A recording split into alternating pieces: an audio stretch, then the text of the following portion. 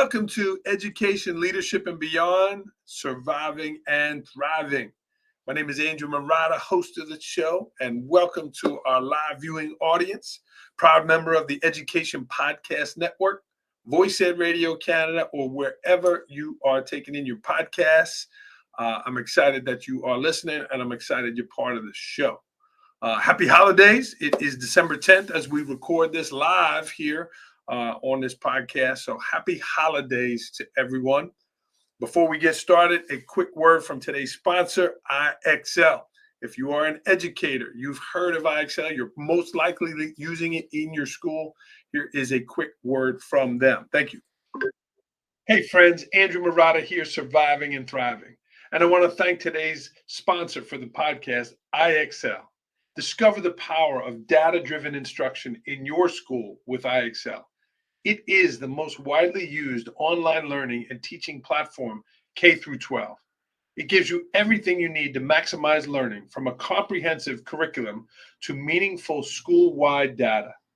And IXL's diagnostic is research proven to be a strong predictor of performance on standardized assessments, including NWEA, MAPS, STAR, iLearn, just to name a few.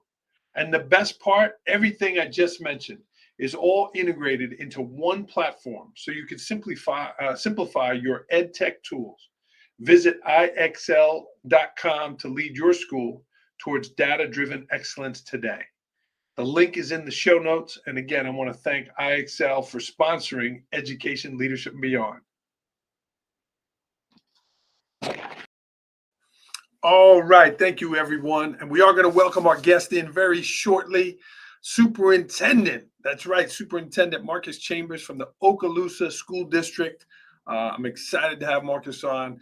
When you say the word incredible leader, Marcus is one of them. He is out there getting it done. And I'll tell about how I got to meet Marcus last summer in Okaloosa, down here in the panhandle of Florida.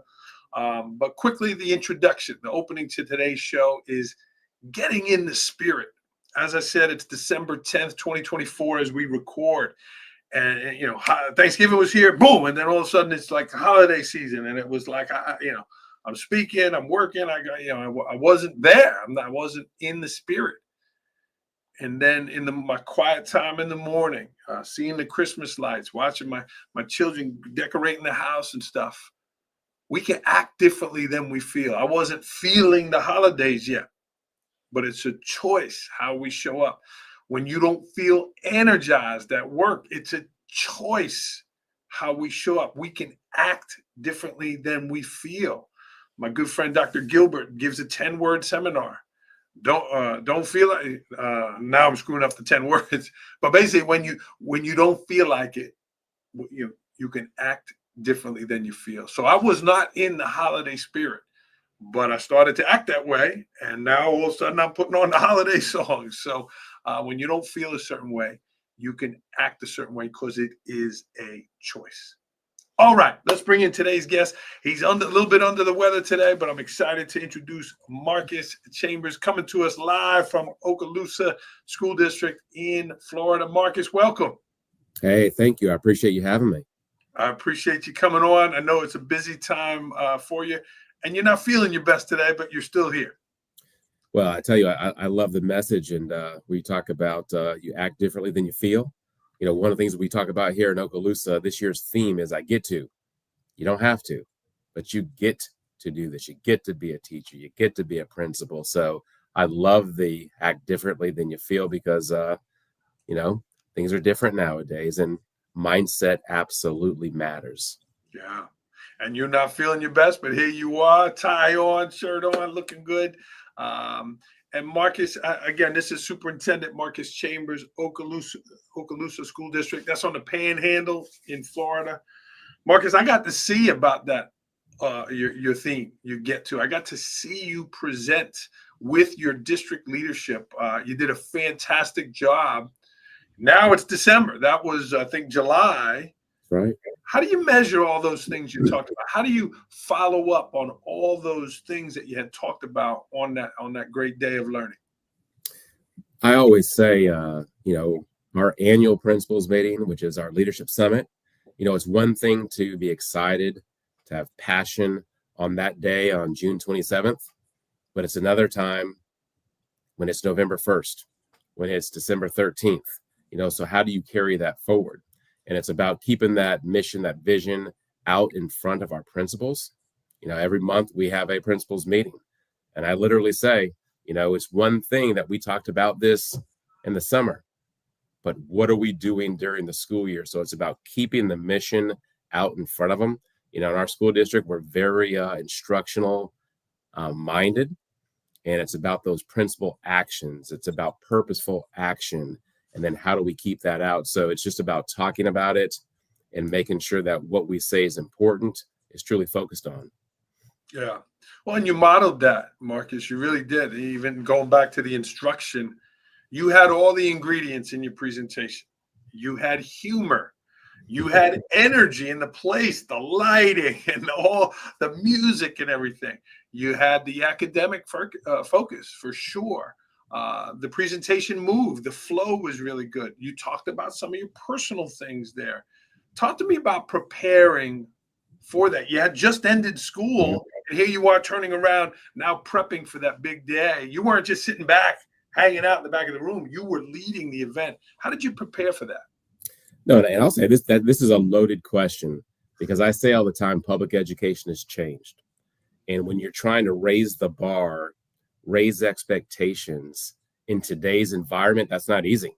Yeah. When you're talking about student behaviors that have changed, when you're talking about the demands on teachers and staff and principals, the demands have changed. So when you're talking about ratcheting up the expectations, you have to think about how are you delivering that.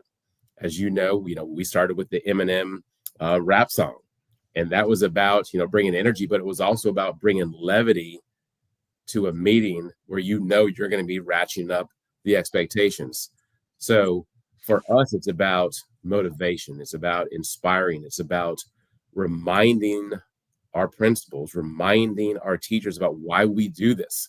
We can sit there and lament and talk about all the woes and all the negative, but it goes back to what you were saying at the start of this podcast.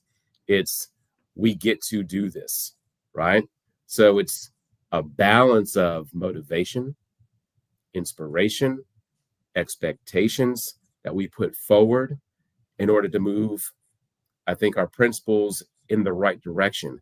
If, in my humble opinion, if today we don't meet leaders where they are and understand that things are more difficult than they have ever been, if we don't acknowledge that, then I don't think we're doing our principals justice. But at the same token, we can't stay there.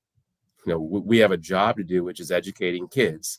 And there's nothing more important because those kids' lives depend on us. Yeah.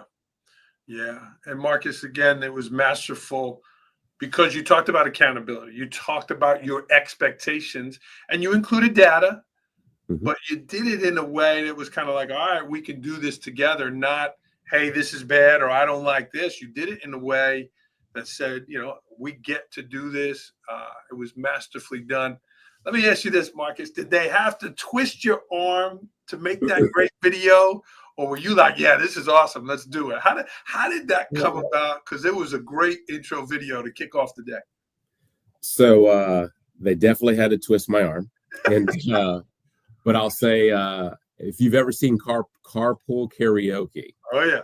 So we were sitting here preparing for the presentation, and I have a team who helps me, and they help me make things go well. But the person who was helping said, "Hey, there's a thing called carpool karaoke. Let me show you what my family did." And she had no idea. I said, "Yeah, we're doing that." So we had our communications department set up everything in the car. We were actually had to pull over at a gas station, and then the cops actually came over as well. And we had our person in the trunk who was doing all the taping, so they were making sure she was all right. So it was crazy, but it came over really well. They actually put it out on social media, which I would have never said yes to, and it went viral. It was crazy, but it was a good time. Shout out to Hillary. Is it Demers? Am I saying that right? Demers, Hillary Demers Demers. was fantastic. He was awesome. And if you haven't seen it, certainly Google it. But it was their opening day carpool karaoke led by Superintendent Chambers. It was great. So we'll give you a shout out there. Marcus, we were talking off air a little bit. I'm in Port Jervis, New York. It's a small town. I know everybody. It's kind of, you're in a big place. Okaloosa Schools is a big place, a lot of schools, a lot of leaders, a ton of teachers. Is it hard to like get momentum in a big place like that? You've been there a long time, but working in such a big school, like what are some of the numbers? How many students, how many schools? It's really big. Yes, we have about 32,000 students, about 38 schools, 3,500 employees. We're the second largest business, so to speak, in Okaloosa County. So there's a lot. Yeah. But we talk about, what is the next generation of Okaloosa schools? And that's our vision. And it revolves around 6 pillars of academic excellence, continuous learning, student focus, safer schools, modern innovation, and community engagement. And that's what we try to keep out in front of our teachers, of our principals, not necessarily with those words or them memorizing the pillars, but it's about the actions that we take. We take the school performance plan process serious, and it's cyclical, and it's not just a start or an end date. It's continuous in terms of what we're trying to do. So it's just to keep that momentum going. It's a daily grind because, again, teachers have never worked harder. Principals have never worked harder. Bus drivers have never worked harder. So you got to keep praising. You got to keep encouraging. You got to keep the accountability. I call it appropriate pressure.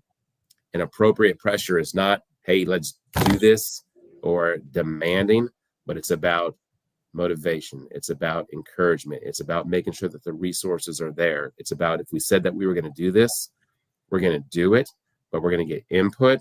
We're going to make revisions where we need to, but to keep that momentum, it has to be a daily grind. Yeah. Yeah. And you see the work you're doing. I from afar, I saw it on that day, but then I watched your safety video from September. You were out there addressing certainly another school tragedy in Florida there. You addressed it, but then you talked about, hey, this is what we're doing here. You were out in front of it. So you're really modeling it. You're not just talking about it. You're doing it. You're living it. We did it with the principals that day. No, absolutely. And then when you start talking about the school safety side of things, and I think in Florida, but probably across the nation, you started having students who are making these false threats. And every time that there's a false threat, that takes a lot of resources from the sheriff's department to the school district. So we made a strong stance, and we said, if you are making false threats or serious threats, and you're doing it on the social media or at the school, and it's impactful to the school operation, you're not going to attend school in our school system. Yeah. And we need parents to partner with us. And we're blessed here at Okaloosa. We have amazing parents and community that support us. So we needed to make sure that they are giving the right message to their kids, and that they're behind us in this, because nothing's more important, as you know, than the safety of our students. Yeah, for sure. Marcus, back to the numbers again, a massive place, a lot of schools, a lot of kids. How do you make that personal connection? Do you get into classrooms? Are you gonna get to go see some kids? Are you in a kindergarten classroom during your time, or is it that it's so big you can't do those things? What is that like for you? So it's a mixture. I would love to sit here right now and say I'm in classrooms every day. I'm not. I'd love to be in classrooms even more, but I do get the ability to go to schools and read to kindergarten students or speak to classes. So I get the opportunity to do that. I get the opportunity to go visit with principals and walk into classrooms and see instruction that's occurring. My previous role, when I used to be over the curriculum department, it was going to classrooms, and then it was talking with the principal about instruction, talking with teachers. So now as the superintendent, even though I still talk that stuff off to the side, but now when I get to go to schools, it's about the enjoyment of the instruction, the enjoyment of the students, pep rallies, being able to see things in action. So it's nice when you go to schools and students go, hey, that's Marcus Chambers. because it makes me proud that they know who their superintendent Yeah.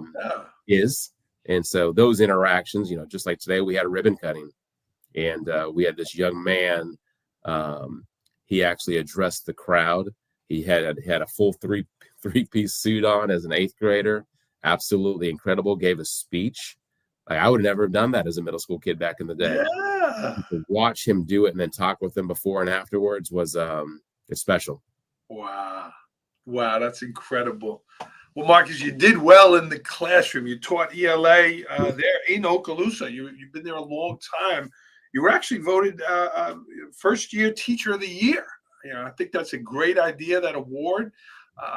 Did you know then when you started teaching, like, okay, I must be okay at this? Did you know you were good in your first year teaching? So I thought I was really good my first year teaching, and I'll never forget one of our district administrators, Mrs. Cuvion. So she came and she met with me, and to make the long story short, she said, "This isn't good." And I was like, "What are you talking about? This isn't good? Y'all just said I was one of the first year teachers of the year." And but it was amazing what she did for me. Is that summer after my first year, she sat down with me over several weeks during the summer, and she helped me plan the first 9 weeks. And a district administrator to take the time to do that with a first year teacher, wow, was impactful. So that really impacted the rest of my teaching career. Mrs. Cuvion was an outstanding administrator, but she was honest with me, but caring, and then went above and beyond to really help me get understand the true planning process for instruction and to be able to help students. So I'll never forget that. Yeah. Doing more than expected, right? And here you are telling that story 20 plus years later. Yes. That's awesome. Marcus, what you did as a teacher, again, ELA and that teaching, has it helped you in your role as SUP? Do you go back to your writing? Do you go back to things that you did as a teacher that help you in this role? No, absolutely. I think in the being able to teach ALA, or what some people call English, understanding the planning process, understanding teaching reading, teaching writing, understanding the backwards design process and assessments. So it helped me as I moved through to become a principal. As a principal, I was very aggressive. And aggressive, I don't mean in terms of like being aggressive, but aggressive in terms of being very proactive in the initiatives, the strategies that we were going to employ to get the student achievement that we wanted to see, to get the culture, the environment that we wanted to see. And then that led me, when I became assistant superintendent over curriculum instruction, it's part of what we did, the school performance plan process. So I think having that teaching side to me and understanding that, I think it served me well as I came up administratively. Just last week, I was with all of our superintendents, and I presented on the school performance plan process to the superintendents in our school district. And but I believe if I didn't start out as that English teacher, I probably never would have delivered that presentation last week. Yeah. Yeah. And I know you're a great presenter. I saw it. I was like, wow, most superintendents, Marcus, they say hello, good morning, and they hand it off to somebody else. But aggressive, you took the reins. I love it. Another thing you had a deep impact on me is you gave me a nice gift here. Yes, sir. And you challenged me to continue to inspire and do the work I was doing. And I felt deeply inspired, so much that I made my own coin, and I even brought it to my school district here in Port Jervis. So you thoroughly inspired me, and you challenged me, and I liked it. We did it publicly. So talk to me about this challenge coin, this idea, you challenging people in your district, in your life. Talk to me about this challenge coin and where that came from.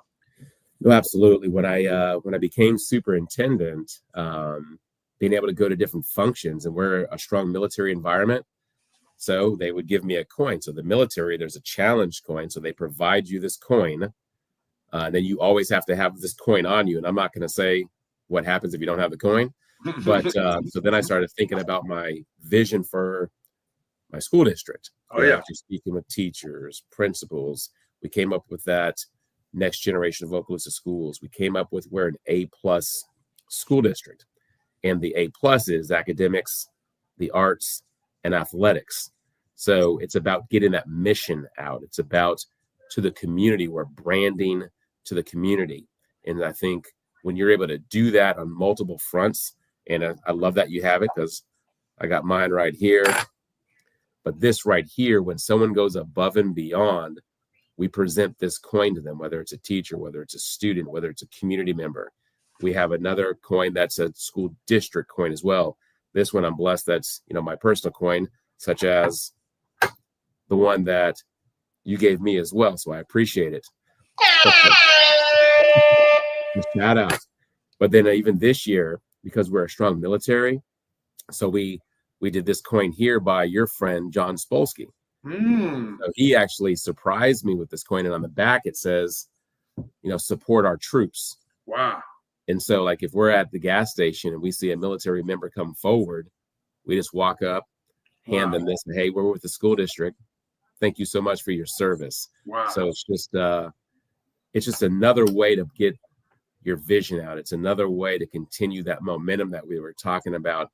Because in my opinion, as a superintendent, what happens at the classroom level to the school level to the district level is one thing. But if you also can't communicate that out to your community, to your stakeholders, then we're falling short. I say all the time, if we have a healthy school system, we have a healthy community. Yeah. And I think it makes a difference. And these coins, I think, have really gone a long way. They do. And now you're reaching out into my community here. So you're reaching further. The community is the school, and the school is the community, 100%. Marcus, you mentioned the military there, certainly in your area, the bases, and but your dad is a decorated Air Force veteran. In your bio there, it speaks about your dad, Les, and the impact he's had on you. Can you share some of the lessons that you learned from your dad that you keep with you today as a school leader? Well, absolutely. So my father was in the military, in the Air Force for 33 years. And then he would say, let's just say 180 days and something hours. Like he knows it to the hour. Wow. And then he actually then taught. He was an ROTC instructor at a high school here at Fort Walton Beach High School here in our county. But I'm not saying that this is a correct thing, but many people will say I'm calm. They'll say I have an even demeanor. I get that from my father. He's calm. He does what he says. He means what he says. The military aspect.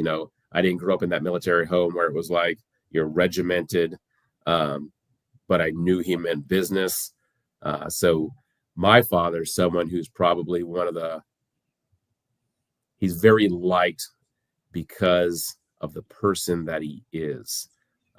He's caring. He goes above and beyond for the students when he taught, for his troops when he was in the Air Force, for people today. He's always volunteering to the point where my mom says, hey, you're supposed to be retired. But I say all the time, if I could be half the person he is, I'll be in good shape.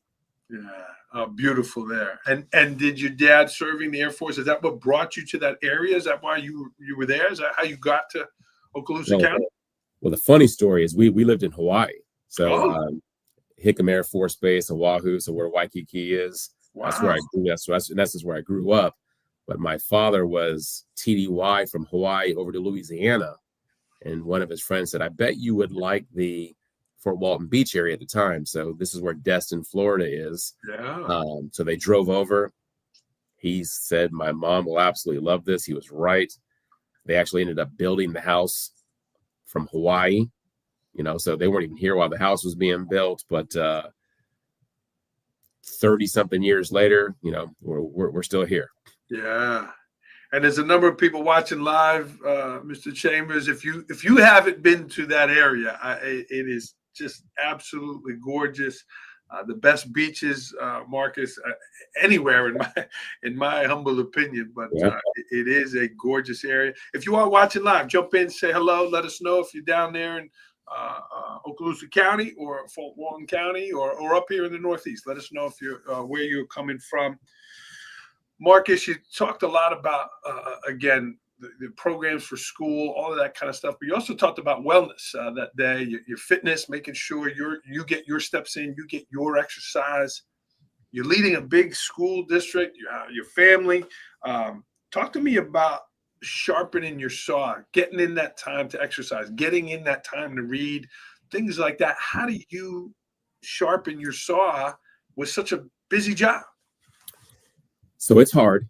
I would like to say I'm as active today as I was during the summer, and I can't look at you honestly and say that. But what I can say is every morning I wake up at 4, and I am regimented in my morning activity. And it's wake up, it's I have my prayer time, and I have my reading time, and then from about May until probably September, there was also then the exercising time. So now I'm more of a weekend exerciser, but the morning time to be able to, I'll just say, have that quiet time and read and reflect, it gets me ready for the upcoming day. So for me, that is extremely important. Yeah. And just down there, the weather being warmer, it's just, nice to get outside, that exercise. I'm not 4, I'm 5. You use the word regimented, right? It's kind of associated with the military there. How regimented is the schedule at work? Again, such a big school district. Is it Mrs. Floyd running the schedule? Is it you? How regimented is the schedule at work where hey, man, I'm having a rough day here. I want to get into that kindergarten classroom. How much flexibility do you have there? So first of all, I'm blessed that you said Mrs. Floyd. So I'm blessed that I have Mrs. Floyd who handles my calendar, right, handles my email. So she takes care of me. We have a pretty stacked schedule. So getting to schools every day is not as easy as I would like. I tell people all the time, when you're superintendent I would like to say that everything's educational. But there's the political side to things. There's people that you need to talk to. There's relationships that you have to build. It's pushing the school district mission, but then it's making sure that you're talking to your principals, you're leading principal meetings, you're talking with teachers, you're talking with students. But people want your time. When you have 32,000 students, which means at a minimum there's 64,000 families, but we know that there's much more than that. And there's the community that they want answers on certain things. So you can't be available to everyone, which is why I'm blessed to have an amazing staff that we're able to get questions to for them to be able to answer. So I wouldn't use the word regimented in terms of the calendar that every day at 1 o'clock we're doing something. But I would say if you spoke with Mrs. Floyd, she's very busy making sure that my calendar works. Yeah. Well, I'm grateful she was able to squeeze me in, and her answer was no problem, Andrew. Let's get you on there. So I was thrilled about that. She's fantastic. Yeah, she is, and I could sense that when I was down there too. Speaking of the programs, Marcus, and that we shared off air that you do use IXL there. You've had experience and a positive one. Can you comment on your experience with IXL in Okaloosa schools? Absolutely. So we have it for math and ELA, but predominantly math at the secondary level, but specifically in algebra. Our teachers will utilize it, not necessarily in our intensive courses, which they do, but in our on grade level courses as well. And it's supplemental. So if we see that a student might be struggling in a particular area and they need some extra support, that teacher, they may have taught the whole group, but now there's 15 minutes left, or it's the beginning of the class and there might be struggling in a particular area or need to accelerate in an area and go even further.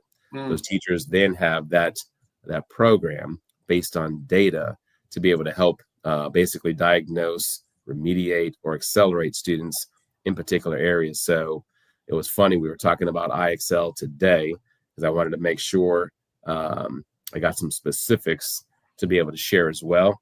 But smiles came straight on the faces and they said, absolutely, IXL was making a difference in our classes, specifically in algebra. That's awesome. I was in an algebra class today too, going, oh my God, this is hard. And the teacher was doing a great job. Well, that's great to hear there, I mean, I like it as an educator, just that, again, that on demand, and you could go Yeah. faster or you can go slower. Marcus, we spoke about the coins there, and on the back of mine, it says, a wave doesn't crash where it starts. You know, you are a long-time educator here. You're what people say maybe at the pinnacle of being a superintendent in a large district. But what's next for you? What's a wave for you that hasn't crashed? What's something that's still growing in you, or something that maybe you're looking towards? Well, I go back to the next generation of Okaloosa schools. It's about that becoming a reality. You know, every day we're not there. You know, we're still striving for excellence every single day. You know, when you look at our first pillar of academic excellence, you know, how can we get better when it comes to continuous learning, you know, and professional learning? So you look at continuous learning, under that is professional learning. How are we helping our teachers get even better? How are we helping our principals get even better? And doing it in such a way where it's relevant, do it in such a way where teachers want to be a part of it. You know, we do PLCs here in our county. I'd love to say that we implemented PLCs and everyone jumped for joy. Well, you know, there's time. There's making sure that people understand the PLC process. So everything's not smooth. That everything's not perfect. But I think when you look at your phrase, which I love, a wave doesn't crash where it starts. So it's that continual process of what's next. It's about getting better every day, and that's what drives me. You know, I'm a person who is some of my people might say, hey, you know, you can't be perfect, and I absolutely agree, but we can strive for that. And I don't like it, you know, when people take shortcuts. I don't necessarily like the yeah, but or can't. But how do we work together? How do we continue to strive to be even better? There's the coach over at the girls basketball coach at Duke, and I'd love to show it. I showed it last week at the superintendent's meeting, and it's where she talks about doing hard better. It's not about you're necessarily going to work harder, but you can do hard better. And it's a great message that she delivers. And she basically says, you know, times have changed, and we need to understand that. And if this is the baseline now of where we are, we need to understand that for our own sake.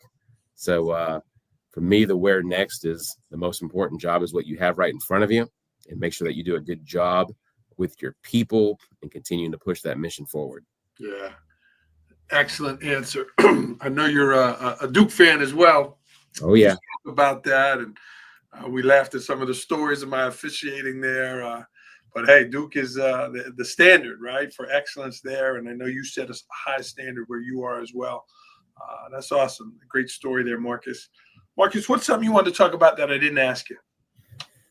Well, I think it's, you know, you having teachers who follow this podcast, principals, those in education. I say all the time to our principals, to our teachers, public education has changed. And we need to understand that.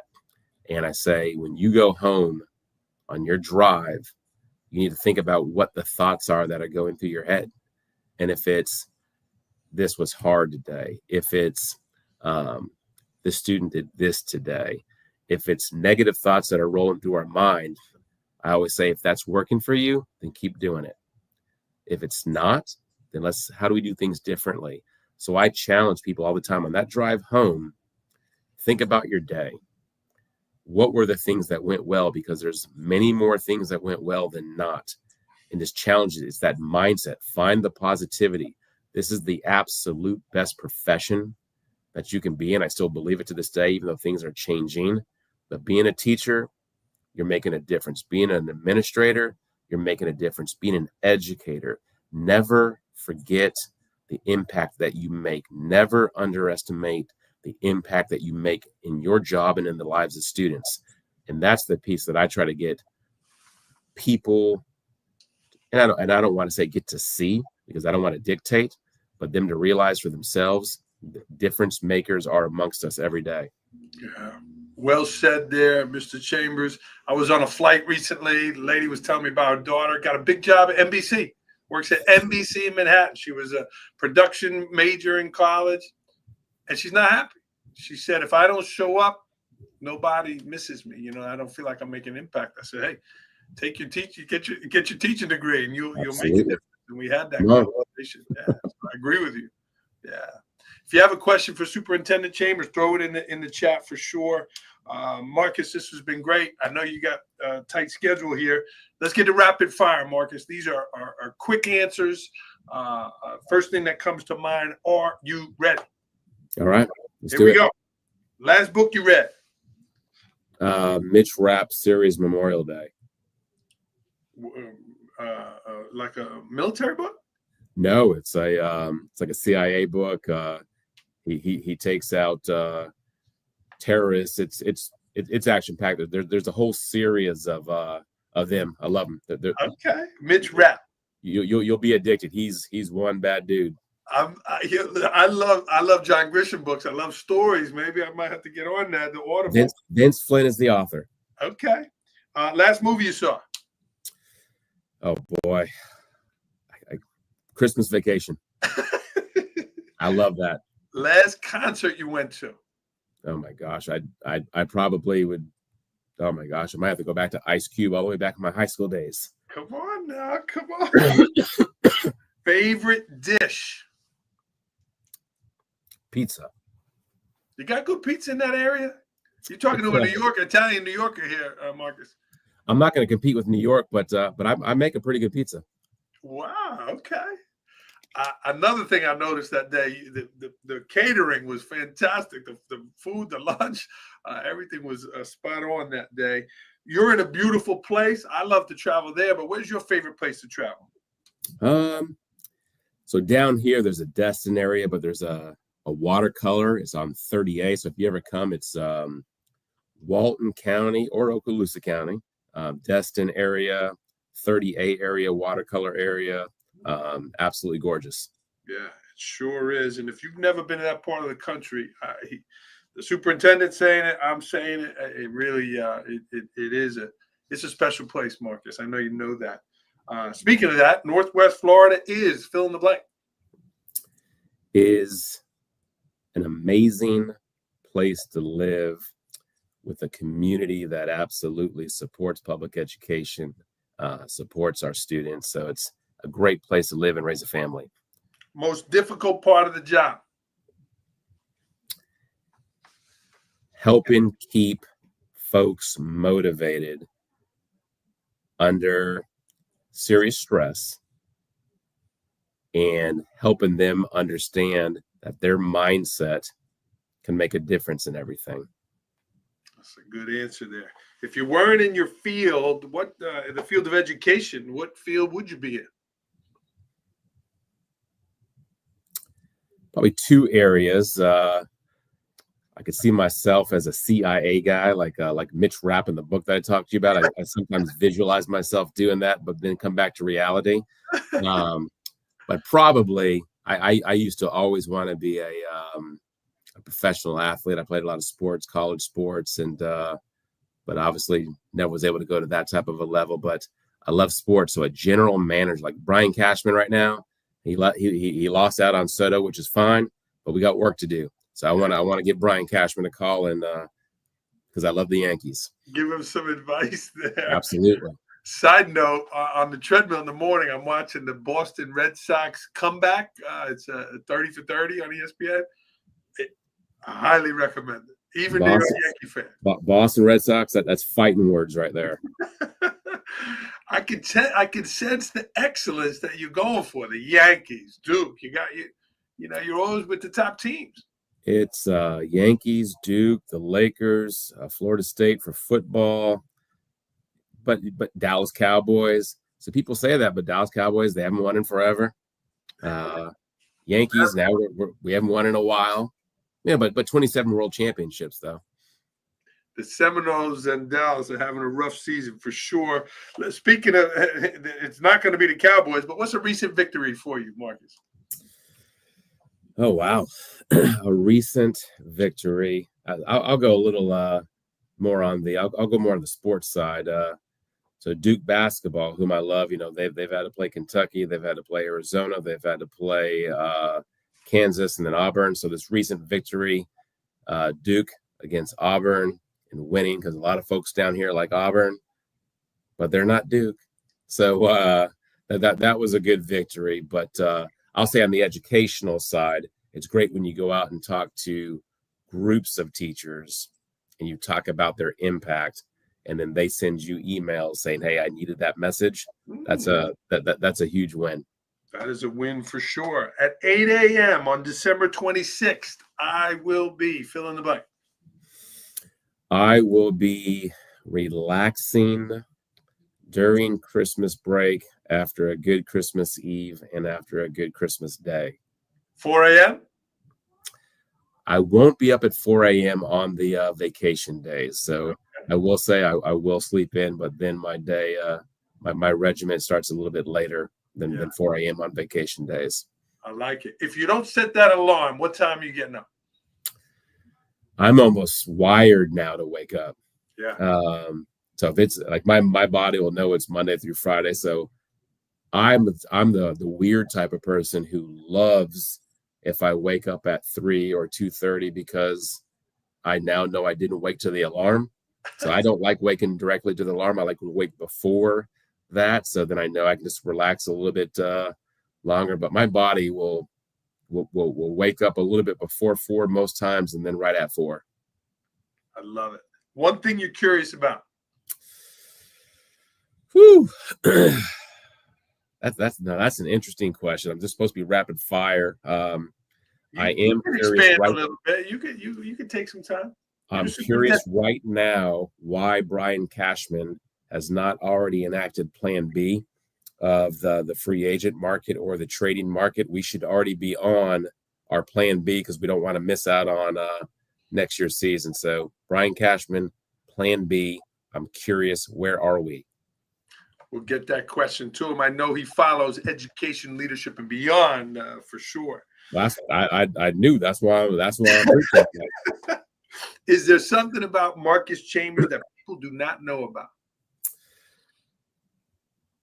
Probably two things. I use the word play loosely. In high school, I was a pretty good athlete, but I played college baseball and basketball. But I'll say at the college level, I'll use play loosely. I was on the team. But I would say people here in Okaloosa would probably be surprised. In high school, I was voted most talkative and class clown. I think people see me kind of even keeled, so they would probably be very surprised to say class clown or most talkative. Yeah, I saw that humor on the day. If you haven't watched that video, where can they find it, Marcus? Just go to the Okaloosa Schools social media. If you went to Get the Coast on Facebook. Okay. Jared Williams, Get the Coast, and scroll. And I'm not sure if technologically you can type something in, but on Get the Coast, you'd be able to find it. He's the one. He actually filmed it, and they said, "Do you think we should put that out there?" He said, "I'm doing it," but because I would have said no. It was great. It was really good. I highly recommend for our guests watching. Marcus, how about a quote? You said some great things here. I took a lot of notes. You have a quote that you'd like to share to end the show? So it's so funny. I'm a quote person. I tell people all the time when I speak, I love quotes. Yeah. But to have one that's necessarily memorized, I don't have one right in front of me. But one, in essence, is about mindset. That mindset changes everything. So I talk a lot about that. Mindset changes everything. And then there's another one that basically talks about it's easy to be a leader when things are going well. But when there's difficulty, duress, that's when leaders are formed. That's when you can tell whether or not you're a leader. So I talk to our principals about that all the time. It's easy when things are going well, but in the times of difficulty and duress, that's when you know whether you're a leader or not. Marcus Chambers, everyone, Okaloosa School District, Florida. One of the things, COVID, Marcus, I heard, thinking about that. They said, "Oh, COVID builds character," and I said, "No. It revealed character." Yes. And as a school district leader, oh my God, it was extremely stressful. So I agree with your quote there. You certainly can find Marcus. Just Google him with the Okaloosa Schools. Marcus, this was great. I appreciate some time. Thanks to Amber for getting me on the schedule. So we're going to sign off. Any last words, Marcus? Anything you want to share? No, I think the last thing, again, to our educators, don't forget, this is truly the best profession that you can be in. You think about anybody who's out there that we like to say is, quote, famous. All of them had a teacher, all of them had a principal that made a difference in their life. So never underestimate your impact. Well, Mr. Chambers is making that impact not only in Okaloosa Schools. I mean, he's making us better here in Port Jervis with our challenge coin. So I appreciate that, Marcus.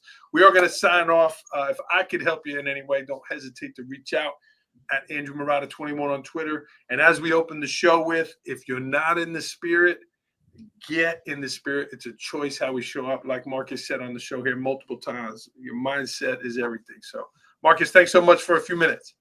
Thank you. All right. Keep surviving and thriving, my friend. You stay on the line. See you, friends.